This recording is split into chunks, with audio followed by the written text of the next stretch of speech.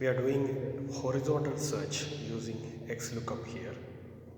So we need to get the bonus from here. Use Xlookup, open bracket. Then what we are looking, our lookup value. This is our lookup value.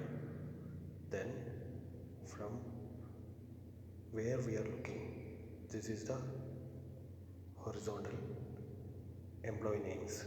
Just press F4 to fix it. Then next one, return value or output value. So this is the one. This is also horizontally. Then next one, there are three optional things are there. I am using the first optional if not found. In case not available, then I am using here 0. Close the parenthesis, close the bracket, then drag it. Just see here the last item not available, because here employee name is different. There is no Shaji inside our list, so only here Shah.